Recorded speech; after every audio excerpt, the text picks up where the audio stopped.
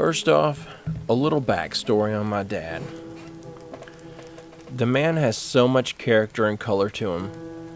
Though he's mostly a chilled out grandpa at this point, whose biggest offenses are the likes of placing a box of dead kittens in the topic hat whenever the family was playing charades at the Christmas Eve get together. When I was a kid, he was a freaking crazy person.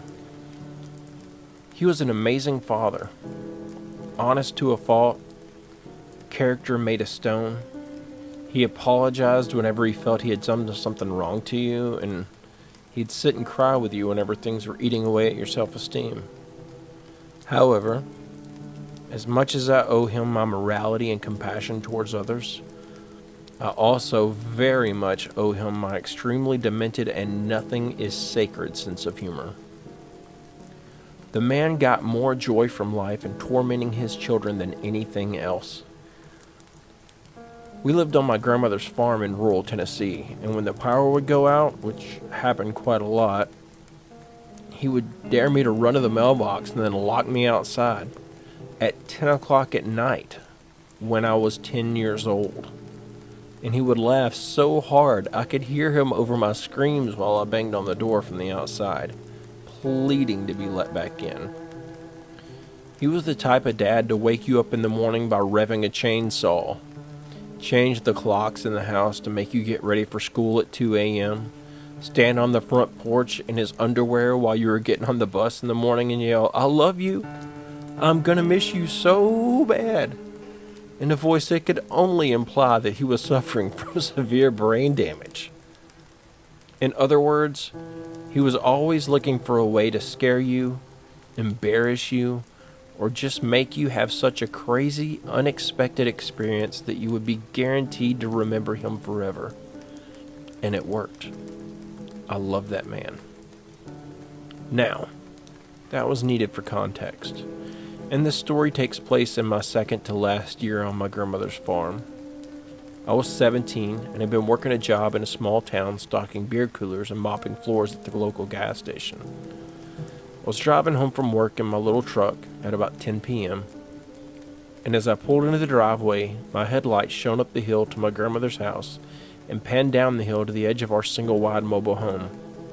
I stopped immediately, all four tires in the driveway, pointing straight to the end of that straight stretch of gravel. I could see my dad. His old flatbed truck and my stepmother's minivan were parked pointing to the left at the base of our trailer. He was standing behind them, with his back to my headlights. Our chocolate lab, Cassie, sat at his feet, staring intently at him, paying no attention to the vehicle entering her territory, which was highly unlike her. I only stopped because it was so late, and so unusual for my dad to be outside at this time. It was in the middle of the week. He was usually passed out in his recliner wearing nothing but his underwear with his History Channel quietly rambling on about the Civil War by this time. I slowly proceeded down the drive. Our driveway was about a half a football field in length, and as I drove slowly toward the bottom of the drive, my dad began to walk, still with his back turned toward me, and stepped behind the vehicles, the height of my stepmom's van fully concealing him. It took another 15 seconds from that point for me to reach the end of the drive, and I pulled my truck in on the side of his flatbed, leaving me closest to the road. I grabbed my big gulp and got out of the truck. "Dad?" No response. "Dad?" Still nothing. Immediately, I got a bit creeped out, then thought to myself nearly as quick, "This dude's trying to scare me again. He must think I didn't see him." I got down on my knee and peered under the vehicles. His left boot, unmistakable. Cassie's back legs and butt right beside him, tail tucked between her legs.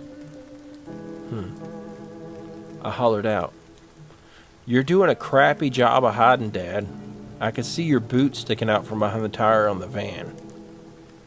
I watched as he slowly slid his left boot to the right until it was concealed behind the tire with the other. Still no response. I called the dog. "Cassie! Cassie! Come here, girl.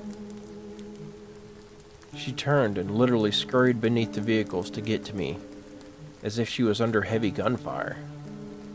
She was whimpering when she got to me and acting very strange, as if she was terrified. She was acting how I would imagine a dog would act if they were constantly beat on, and I'd never seen her behave that way before. When she got to me and I placed my hand on her, you could almost hear her breathe a sigh of relief. She was sticking to my legs like glue, and I was still down on one knee and a bit off balance. She nearly knocked me over. I pet on her for a moment and tried to comfort her, but she seemed like she was afraid of something. With her tail still tucked between her legs, she pushed herself into between my legs as I stood up. It was after seeing how timid and odd Cassie was acting that I decided that I may be misreading the situation and I might need to get in the house. My dad was surely a prankster, but when he was caught, he was caught. He never drugged things out once you caught on. He would just come out and say something like, "I guess you kids ain't as gullible as you used to be. I'm gonna have to start stepping it up a notch." Dad didn't drink much and never got drunk, really, but I couldn't think of what the root of this odd behavior could possibly be, and it really started to weird me out. I made one last attempt at communication. "Dad, I know you're there. I saw you when I pulled in the driveway. The jig is up. What are you doing out here?" No response. I started around the front of my truck to round the vehicles and walk over to him. Cassie began to panic and whimper loudly, still glued to the inside of my ankles, crouched to the gravel with her head darting back and forth wildly. I stopped in front of my truck. I stand there for another moment in silence, waiting for something but not really sure what, and then announce, "Well, I'm heading in. See you in a bit, weirdo." I turn to the front porch, unconsciously building speed as I hit the first step. Cassie drops back and doesn't follow me onto the porch, but seems to sort of stand guard at the foot of the steps. Keys in hand, I'm already searching for the deadbolt key. Panic is building in my chest, but I'm not sure why. I hurriedly unlock the door and jump into the house, swing around and slam the door behind me, locking the deadbolt all in one fluid motion. From behind me I hear a voice yell, "What the hell?" I spin around. My big gulp drops to the floor and explodes across the living room. There sits my dad, in his underwear, sitting up from a deep sleep in his recliner. I begin to hyperventilate and yell through gasps of air that "There's a man in the driveway hiding behind the van. I thought he was you. I was talking to him, Dad." I nearly collapsed into the floor. Within 15 seconds, my dad is running out the back door of the house with a spotlight and a handgun, still wearing nothing but his underwear. He was outside for what felt like forever. When he came in, he was pale as a sheet. He said someone was definitely out there, but he couldn't see them. He could hear them running, but when he pointed the spotlight in the direction of the footsteps, there was no one there. Crazy thing is, our trailer sat at the front of a 150-acre cornfield, and it was off-season, so everything was tilled down to the dirt.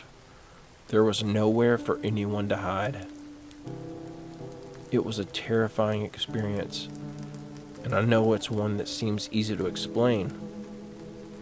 My brain really wants to tell me that I just foiled a car thief or something, or maybe even stopped a possible home invasion.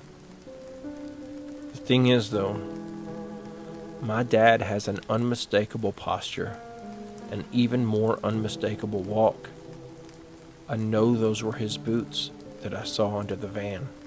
I also know that if he had somehow set all this up, I would have heard about it for years, because it would have been one of his favorite stories to tell.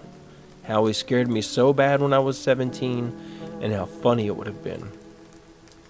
He does tell people about this from time to time, but he always ends with the same detail.